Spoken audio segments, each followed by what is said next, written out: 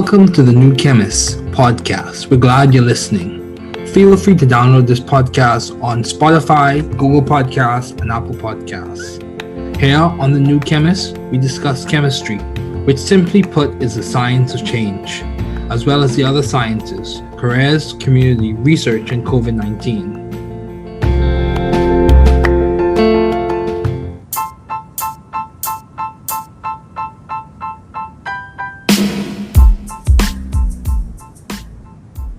Welcome to the New Chemist podcast. We're so glad you're listening. Feel free to download this podcast on Google Podcasts, Apple Podcasts, Spotify, Stitcher, and a variety of other platforms. Here on the New Chemist, we discuss chemistry, which simply put is the science of change, as well as the other sciences, careers, community, research, and Nobel Prize lectures in chemistry and the analysis of their speeches. We're happy you're tuning in. My guest today is Dr. Trevor Johnson. Thanks for joining me today. It is so good to hear from you. Just briefly, I'll inform my audience about you. So, Trevor Johnson. Trevor Johnson is a budding, developing Bahamian leader. He has completed his Bachelor of Education with Biology and Biological Sciences at the University of the Bahamas. He completed a Master's of Science in Climate Change from UE, University of West Indies, Cave Hill, and he completed his PhD in Crisis, Emergency, and Disaster Management. He has also served as a strategic advisor, a climate change specialist and consultant. He has served as a founder of the Bahamas Climate Change Campaign, and he has also served as a disaster risk management consultant at the IDB. Trevor is on a good path to making a difference in the Bahamas. It is so good to have him on today as a guest.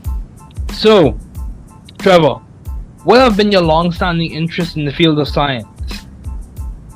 Hi, thank you, David. First, it's so great to be here with you. And yes, I've had a very, very long interest in science. At one point in my life, I think I wanted to be a doctor, but that quickly shifted when I fell in love with teaching. When I completed high school, I love science, and I really wanted to share that love. And when I felt that teaching was one of the best ways to share that love about science. So I taught high school for about 3 years. And then I switched more so from the biological sciences. I was very interested in biology, especially about the human anatomy. I switched from that and I went into environmental sciences. I became very interested in climate change, and I did my PhD in disaster management. While disaster management is a very, very interdisciplinary field, it's very much so more aligned on the social sciences side of things. But I've always had a love for science, always. Yeah, it's interesting, because I've looked at the megatrends, and one of the megatrends involves there being a heavy emphasis on climate change and integrating policies that are able to mitigate some of the changes occurring in our climate. So yeah, I think you will find a lot of utility in your degree, or with your degree and with your training. So how do you maintain view of the bigger picture in your career and in your life in general? So when you face obstacles and challenges, which I'm certain you have faced, what have you done? What toolkit do you use? What strategies do you employ in order for you to keep a good perspective or a healthy, holistic view of what's going on? What do you do, especially for your academic pursuits? In terms of my academic pursuits, as cliche as it sounds, I was always a very hard worker. I was always one of those persons who was driven by passion. And I believe that once you found something that you were passionate about, that made the obstacles a bit more, they didn't come up as much, because, I didn't have to deal with issues such as fatigue or not doing what I wanted to do, because I was doing what I loved. So that helped me a lot, on this path. But of course, like you said, there would have been barriers along the way. And I think with those barriers, whenever I experience them, I think the first thing I would do is I would often pray. I come from a very strong faith background. I'm Christian in terms of religion, but I think I know I have a very strong faith in God. So that definitely that helped me along the way. And then two, I try not to necessarily look at the negative in things. When things happen, sometimes I see them as a lesson, rather than curse a lesson. Like I look at the situations and more so, what is this trying to teach me? What skill is this trying to, get out of me? Or what am I going to learn from the situation? Of course, you're a bit down when you get disappointments or barriers or obstacles. Yeah, but that's human. But when we focus on the negative, we can't focus on the negative too long. You have to necessarily look at it as in terms of how am I going to learn from this experience, or how is this going to make me a better person? Yeah, I agree. So you almost seeing your experiences with a degree of pedagogical value or teaching. What can this teach me? What skill set do I need to employ, or what skill set can I even gain in the circumstance I could carry with me to the next challenge or next opportunity that I'm going to encounter? So that's very true, and I too have faith in. I too have my faith perspective, my Christian faith perspective, and I could say it definitely helps me as well. So how have you been adaptive and creative in the field of science? I'm sure you in teaching I've heard a lot of discussions about education, so I'm sure in your classroom you probably had to employ a degree of creativity or adapting different types of content to make the students engage. So can you give an example of ways you have been adaptive and creative even in your teaching or in your learning when it comes to science and disasters and climate change and disaster management? Okay, great. So in terms of being a high school teacher, I definitely had to learn to adapt. Because I was a student, I always got science very easy. Something I love, something that I always did. But when I began to teach high school, I realized that everyone, as expected, did not share that love. A lot of students didn't like science because in terms of what science had become in the modern education system, a lot of teachers necessarily chalk and talk with science, especially with biology. Students get a lot of notes, they associate science with a lot of writing, a lot of memorization, things like that. But I tried to take that away from it. And in particular, health science. Health science is a lot of content, especially for junior high students, learning about the different body systems, cells and tissues and all of those types of things. Those are things that can become very overwhelming, especially for 7th, 8th, or 9th grader. So what I learned in terms of how to make my lessons more interesting was I learned about this 5E approach when I did my bachelor degree, and I felt like that helped a lot in terms of you engage students, you allow them to explore, then you explain, then you expand, and then you evaluate.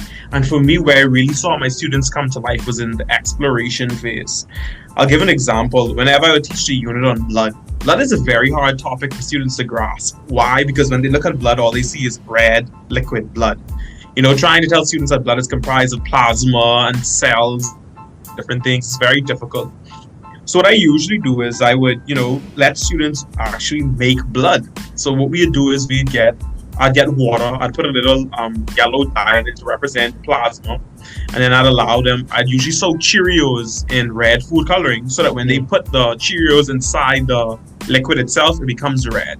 And then they understand the hemoglobin is found in red blood cells, and it helps to give blood that color. So it's just activities like that help students to see the connection between what science is and how you can actually see it. It's real, it's here, it's there, and it makes the learning process more meaningful. As a 27, 28-year-old, or even as adults, certain concepts are very easy for us to grasp. When you're talking to 11-year-old who, when they cut themselves, they only see this red liquid oozing, and trying to explain to them that you have platelets and plasma and red blood cells and different type of white blood cells running through your veins, that could become a very, very complex, topic for them to grasp.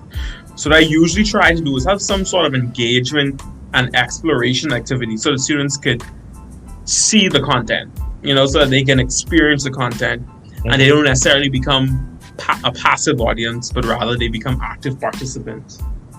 Oh, that's good. That's very good. Yeah, I've heard about the 5E method too. I tried to integrate that in one of the books that I'm working on and updating in terms of high school chemistry. So yeah, So I've heard of that approach. But yeah, that's very good when it comes to discussing the composition of blood in terms of formed elements and plasma and all this other good stuff. Yeah, that's very Very good. So, how did you seek or find the right environment for you to thrive scientifically and intellectually? How do you go about finding a good institution that works for you? And how are you sure when you're searching? How do you seek and search through to find the environment that works for you, not only scientifically, but also intellectually, that allows you to grow and develop as a person and also as a professional? So, what do you do? How do you go about the process? So I'll give an example in terms of when I was doing my PhD, in terms of when looking for a place to study, in terms of how I found my university. I did my bachelor's degree in the Bahamas at home. I did my master's degree in Barbados, regionally focused. At that point, after completing my master's, I knew I wanted an international focus. The area that I'm interested in is the environment, climate change, disaster management. And I think, especially coming from small island developing states, it's very important that you have a regional perspective and you have a global view as well. And I wanted that. So that's why I really made my decision with the United States. Now, in terms of when looking at a program, there are very few programs in the United States that offers a PhD in disaster management. That's the first thing. As I would have mentioned, disaster management is a very interdisciplinary field, meaning that it's even expressed in where these degree programs are housed. For example, some universities, they would have a PhD in disaster management, for example, in the engineering department, where others would have it in the public policy. Some would have it in sociology. Okay. And so that just goes to show you how interdisciplinary this field is. And what I did was, when looking, I didn't want a specialization in a field. So I didn't want a disaster management degree that was, or a PhD in engineering that was specialized in disaster management, or public policy PhD that was in disaster management. I wanted a full PhD degree in disaster management. Okay. And why I wanted that, because in my working experience between my master's and my PhD, I had a gap year or two. And I started to work with my country's Ministry of Disaster Preparedness Management and Reconstruction. Mm-hmm. And I realized that there was so much things that we did not know. And I know that knowledge could not be filled without having a deep and intimate understanding with the body of knowledge associated with disaster management. That was my impetus for doing a PhD.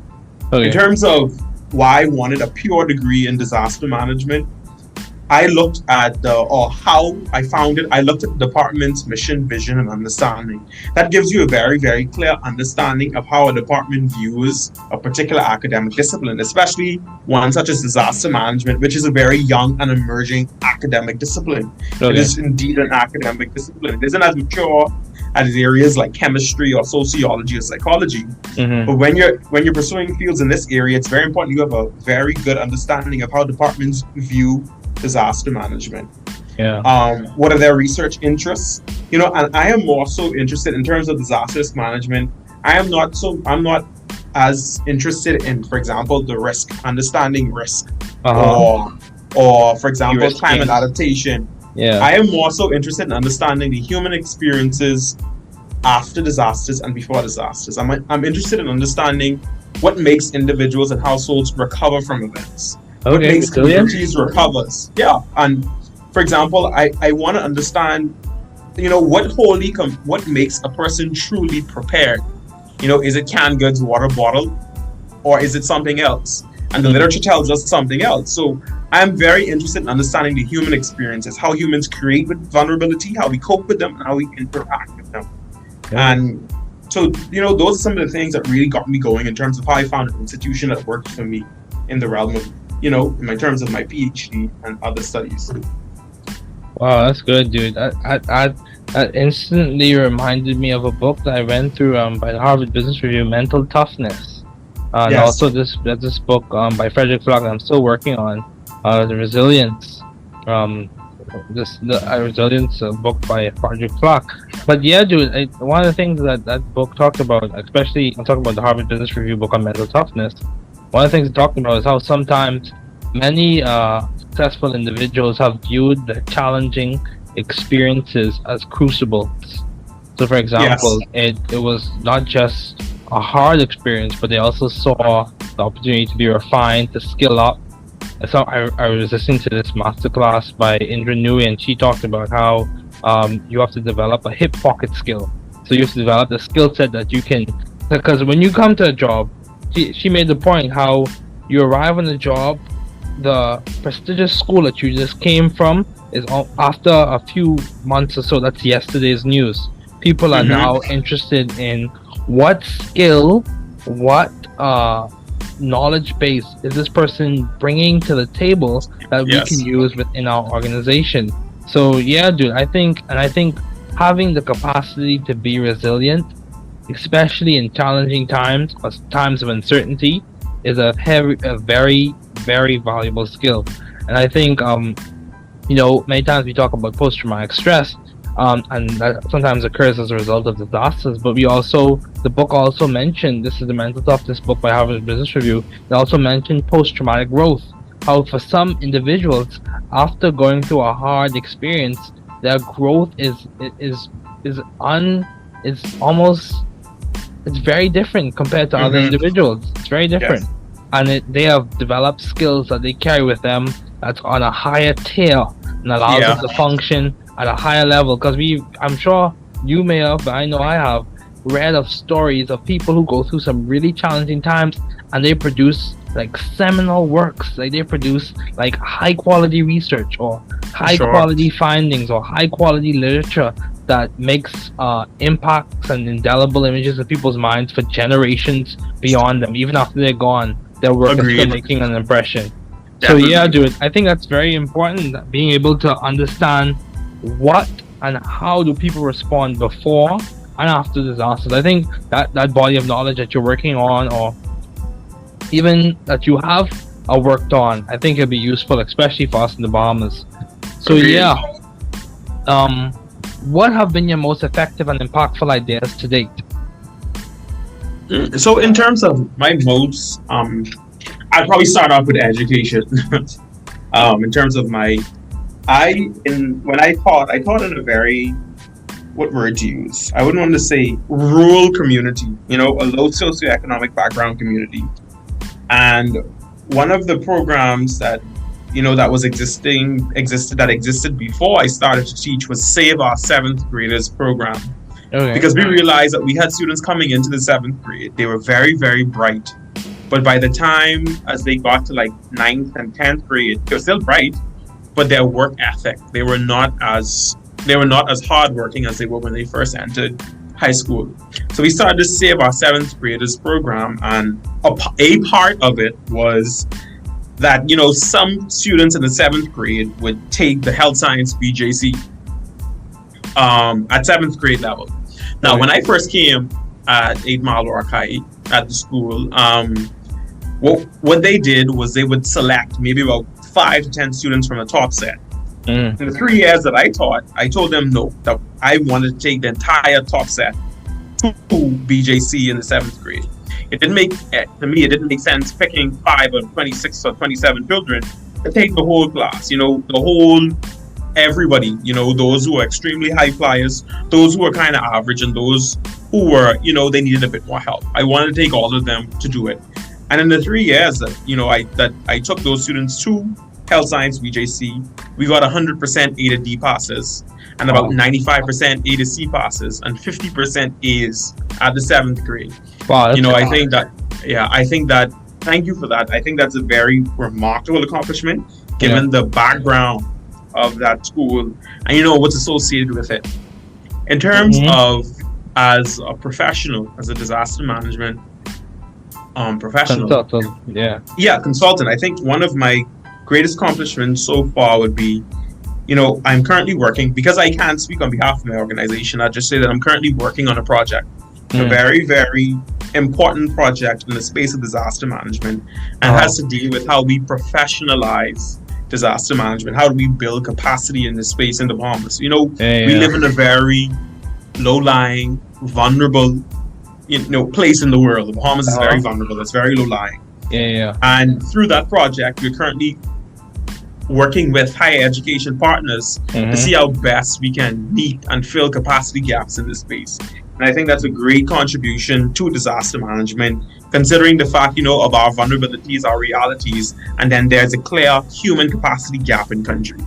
Yeah. So that's a very interesting point you make. And this is the thing, Trevor.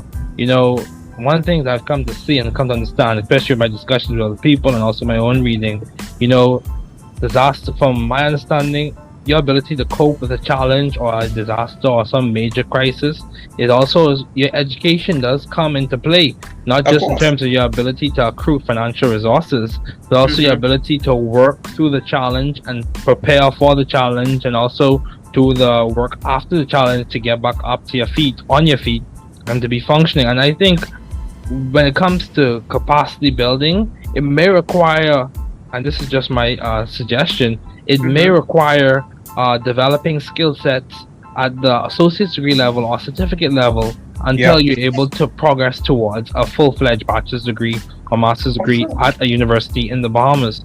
Or even a minor. A minor, yeah, even a minor. I think we have to start small and we have to improve on that small initiative until we could really build capacity to the point where we have those higher tier degree programs. But yeah, dude, I think that's very important. I think it's very, very important. So how have you maintained vision and teamwork in your environment? How do you maintain those goals, those ideals in your workspace? How do you keep perspective in terms of the overarching goal the organization has set, and also collaborating with people? How do you keep that in check? I think one thing I've learned is in terms of, just whole collaboration, teamwork, and everyone functioning as one well-oiled machine. One thing I've learned across time is that you have to recognize that people are different, and we must be okay with working with people who are very different from us. Different in terms of personalities, different in terms of strengths and weaknesses. When you have a team, everyone is not going to be good at everything, and some persons are going to be weaker on certain things than others. It's very important to identify the strengths of each person, and you allow them to work in that space where they're strongest at. And you don't necessarily put people in where they're weakest. You find someone who is strong in that area and who can possibly help them. So I think what I've learned too is, really understanding your team members. That plays a big role. You have to understand who you're working with. And sometimes people are not comfortable sharing what they're strong. Not with their strong. People are very comfortable with that. Oh yeah. In my experience, people are very uncomfortable talking about their weaknesses. Yeah. And I think, one thing I learned, a skill that I would have, learned when I worked in another organization was, when we had to work together, especially on big projects, one of the things is I'd always ask people, what is it that you don't like to do? What is something that you're weak at? We always began with that. Why? Because then we knew simply which areas not to give a person or where not to put their focus. Because at that point, if you're not moving intentionally in terms of understanding each other, then you're only going to have issues later on. So it's really good to understand, which areas persons, may not be as strong in. So one, you may be able to partner them with someone who is strong in that area so that they can gradually develop those skills with time. And then two, initially, especially if you need the project come off the ground in a very quick time frame, you usually want to put persons who are stronger in certain areas to complete certain tasks. Yeah, I agree. I completely agree. Because, I can even think of certain aspects of analysis, chemical analysis, where I know I can improve on. Even case in point, I'll be quite frank with you. When it comes to advanced mass spec, of course, I can run through advanced mass spec analysis. Even some COSY and those different types of NMR, nuclear magnetic resonance spectra. Those types of things require me to take a second look, to do a little bit more work to really understand what's going on when you deal with a specific molecule. When it comes to running through mechanisms, running through retrosynthetic analysis, running through a nice modular synthetic procedure, those things I could do. Just give me the schema, give me the reagents, let me run through it, let me review it beforehand, and we could go. We game. Yep. I'll come in clutch, that type of thing.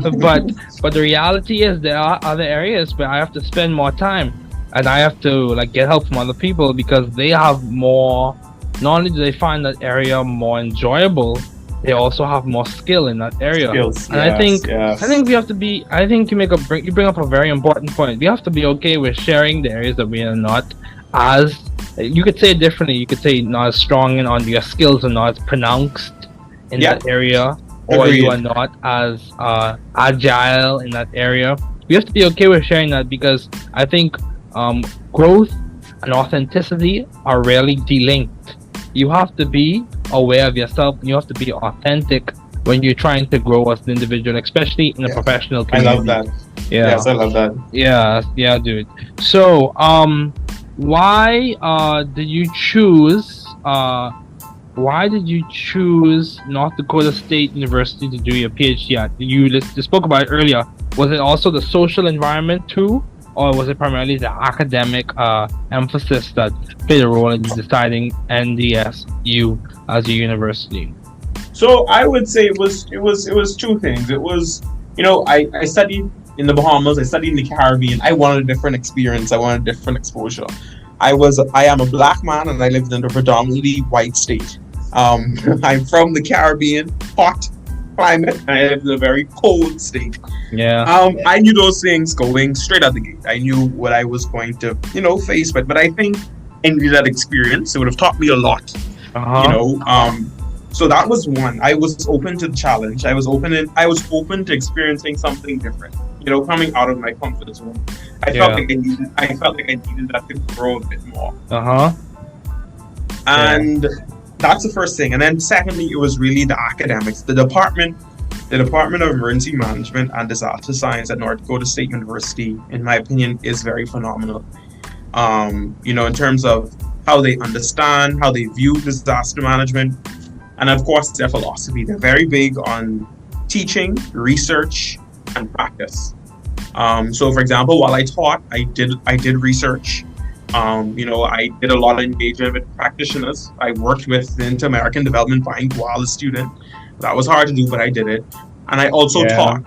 I taught emergencies, disasters, and catastrophes for I think about 5 semesters. And when that balance, to me was ideal for a field like disaster management. You needed to have that, that trio, the holy trinity, research, theory, research, practice, and teaching. Those three things go hand in hand. And when I saw that, I loved that. And then secondly, North Dakota State University is a R1 institution, very research intensive. So I knew that going to the institution, I would have that support in terms of being in a rigorous research environment, and that it was. Yeah, that's good, dude. That's good. So yeah, dude, I completely agree in that, sometimes you mentioned how you worked at the IDB even as a student, and it was hard, but I'm sure you benefited significantly from that experience. Am I right?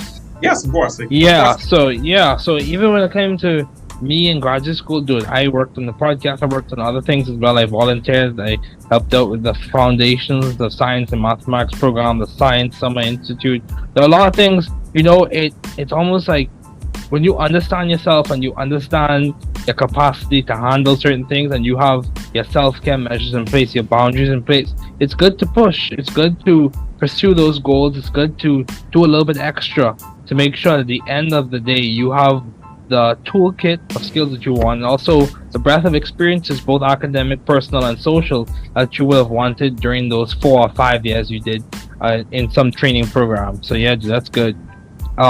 So what advice do you have to those wanting to pursue the field you're currently working in, and what has been some of the most beneficial advice you have received? Persons who are interested in pursuing a degree in disaster management, whether it's at the bachelor's, master's, or doctoral level, I think one advice I would tell them is make sure that you really look and you understand how your department or your unit views disaster management. That's going to be very important. Okay. Like I said, some universities house these degree programs in sociology departments. Some of them stand alone, some of them in geography departments. And where they're positioned is heavily going to influence their curriculum. I would tell anyone to pay very, very keen attention to that. I can't tell someone where to go. I wouldn't tell someone run away from engineering or run away from geography or run away from the public admin people. but it's truly your interest. Mm-hmm. What do you want to do? Mm-hmm. And where you see yourself going. That's the first thing. Yeah. Because when you have an emerging field like disaster management, it's going to take a while for everyone to get on the same accord in terms of how we philosophically view the field. That in and of itself is an entire podcast, and it is a conversation that academics continue to have in the literature, especially those engaged in disaster research and especially disaster management, higher education research. That is a podcast in and of itself. So I would tell people to be aware of that. Be aware of the emerging nature of the field.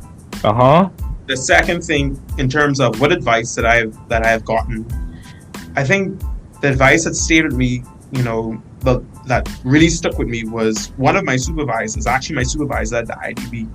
We had just completed a very, very successful symposium. We had gotten the success. We had restored client trust. We had done exceptionally well. The team had done very well. And one thing my supervisor told me was that she told me never to lose my human touch.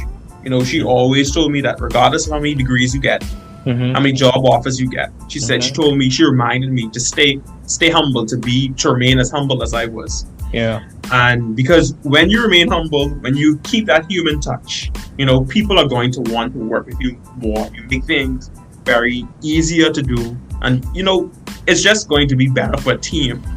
A lot of times, and I say this as a PhD, some PhDs are the most difficult people to work with. And I say that as a PhD. So whoever has an issue with it, they can come to me personally. But PhDs can sometimes be the most difficult people to work with simply because they're not grounded. And I think, that really stuck with me, because from my personal experiences working with some people, especially academicians, it can be very, very difficult. So, my advice, and I give that to anyone out there, stay grounded. Always be open to hearing the views and opinions of others. You don't know everything. You'll never know anything. Learn to respect the opinions of each other. I agree. That's very important. And from my faith perspective, it talks about God opposes the proud, but He gives grace to the humble. And that plays out in a lot of ways. Your ability to interact with people and to interact well with people. Humility is a large component in that. And humility is not bashing yourself or downing your skills. Humility is having an authentic and realistic outlook on your strengths, weaknesses, and opportunities presented to you. So yeah, dude, I think that's very good. That's a very important point. It's important for you to consider, like, as you're pursuing a field, and this is a perspective I gained as I went through it. So you don't have to understand everything that we say in this episode for the first listen. You can feel free to re-listen as much as you need to. So this is the thing, you have skills, you have time, and you also have value. And those are like three axes, if you will. You have to think about, how do the skills I'm getting now translate over time? Will they still be as valuable to me and to others as they are now in the next 5, 10, or 15 years? That's why climate change is such a hot topic, because in such a hot area to get skills in or have a degree of competency in, because trends are leaning towards that heavily in terms of investing in climate change infrastructure, climate change resilience, having an understanding of what it takes to be resilient, all of those things, given the current situation on our planet. And then also, like you said, it's important to understand how your field is emerging and how it's burgeoning and how it's developing, and what are like those hot topics, if you will, in your field. Like in biology and chemistry, like having an understanding of what we call the ohm, like the genome, the lipidome, the proteome, which basically is referring to the entire profile of a subclass of macromolecules, or a class of macromolecules like proteins, lipids, fats, all those things. That's very in a way it's hot, and it's people are now looking at the perspective, or looking at diseases from the perspective of, how does my understanding of the lipidome translate into me making an impact with this specific pathology? How is my understanding of a specific subset of the genome within this organism complement to me having some ability to determine some type of drug pathway, or some cycle, or some function in the body? How can how can I implement some loss of function mutation? Those types of things. And all of those things they're coming from like this impetus that the ohm genome, proteome, metabolome, lipidome is providing. So yeah, that's very important. But yeah, Trevor, thank you so much for joining me today. It was so good to have you as a guest.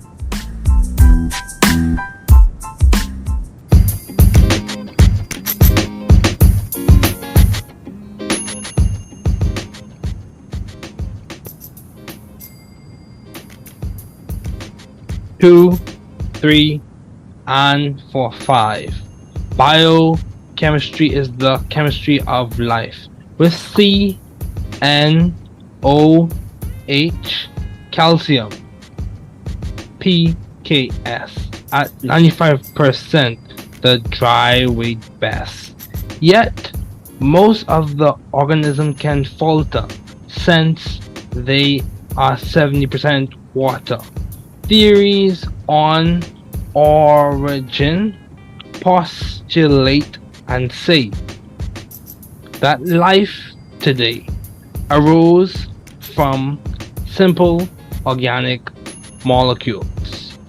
Polymerization of them is a fact when completed self-replication capacity intact. Compartmentalization, membrane formation, endosymbiosis for prokaryotic to eukaryotic formation. Look at the mitochondria and we can see evidence of Margulis ideas most definitely. With the kernel, U before the kernel, pro with the membrane, U with no membrane bound pro, yo, BAE, bacteria, archaea, and eukarya, I say, BAE. Eukaryotes are like your animal and plant and fungi cells. Prokaryotes like your bacteria and archaea. Bacteria and archaea are similar outwardly, but different inwardly. Let's recap with a thermodynamics wrap. First law states, never destroyed or created, energy is always conserved. Continuing on to the next verse.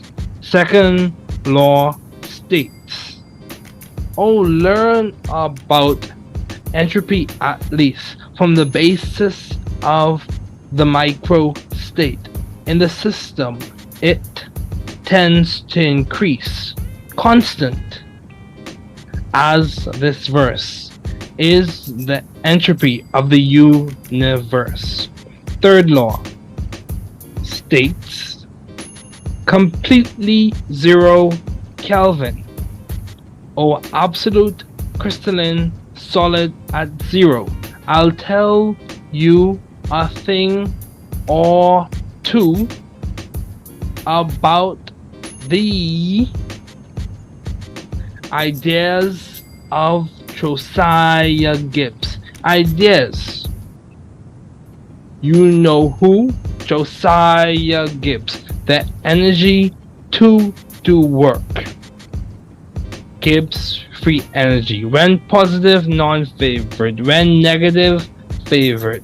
Enthalpy. When positive, endo. When negative, exo. So, I will dare you to do your very best. But before there, let's talk about Le Chatelier. If a system is at equilibrium and one of the parameters is changed, the system will shift so as to restore the equilibrium. Since it is adored, respected, controlled, redirected, ideally simple and steady state. Yeah, that is very great. Quick maths, oh yeah. Quick facts, oh yeah. Quick review with you know who. Mitochondria is like the Bank of America, but it produces energy, currencies to help the cell run efficiently. The processes, the cycles, the paths, it helps the cell run its machinery efficiently.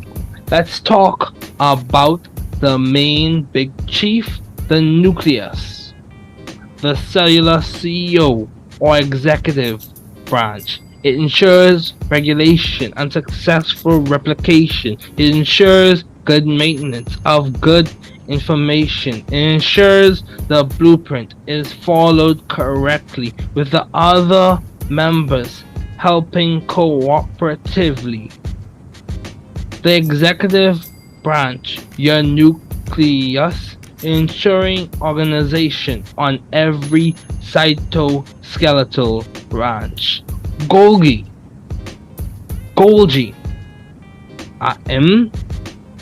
the producer of the PTMs, post-translational modifications with your elegant glycosylations. Ribosome satisfactory, the protein synthesis factory. SER, smooth endoplasmic reticulum, lipid modification, synthesis of steroid hormones, and it is in the detoxification zone. RER, rough endoplasmic reticulum, modifies, packages, and transports those proteins in that cellular cord. Centrioles shine in anaphase during that replicative cellular dance. The vacuole, you may see it in a microscope, in a cell by chance. Cytoskeleton, keeping the show intact with kinesin, dynein, and myosin, titin, like that. These help with that vesicular transport race. They help to keep the cytoskeletal members in place, dynamic as they are some of the main stars. Let's look a little closer with those glycogen granules in the occasional cellular space. Hold on, let's keep pace. Testing 2, 3, and for 5. Biochemistry is the chemistry of life. Intermolecular force, covalent bonds, protein levels of structure. Linear is one level with those amino acid chains. Primary, that is called, and that is a fact. Moving up with the beta strands, then sheets and the alpha helices, they meet. Secondary then has made its stop. 3D structure, and the tertiary just dropped with those subunits. Most definitely, we have finally reached the quaternary. Testing 2, 3, and 4, 5. Biochemistry is the chemistry of life. DNA with its adenine, deoxyribose, and phosphate. Hydrogen bonding to that thymidylate. Then with the G, triply hydrobonded to the C. Triply hydrobonded to the C. The guanosine, phosphate, cytosine, and phosphate imparts the chief nucleic acid is made of nucleotides from the DNA with the histones to the beads on a string. Your nucleosomes to the chromatin, making your chromosomes order, regulation, and your signaling cascades S, G1, G2, and M. Testing 2, 3, and 4, 5. Biochemistry is the chemistry of life. Water on the wall with the dipole and dipole. Bonds with the hydrogen bonds you see. Its intermolecular bonds elegantly. High heat of fusion, just think, allows water to act as a heat sink. A high heat of vaporization. IMFs complement. Dissolution of most polar compounds, and its ice is less dense than liquid water. 70% of the organism, and yes, they still can falter. Testing 2, 3, 4, and 5. Biochemistry is the chemistry of life. Testing 2, 3, and 4, 5. Biochemistry is the chemistry of life.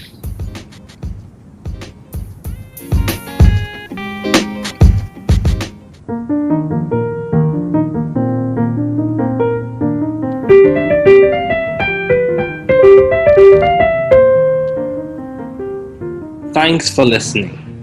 We're glad you were able to tune into this podcast. Once again, this is The New Chemist, where we discuss chemistry, which simply put is the science of change, as well as the other sciences, careers, community, research, and COVID-19. Thanks again for listening. Note, the views on this podcast represent those of my guest and I.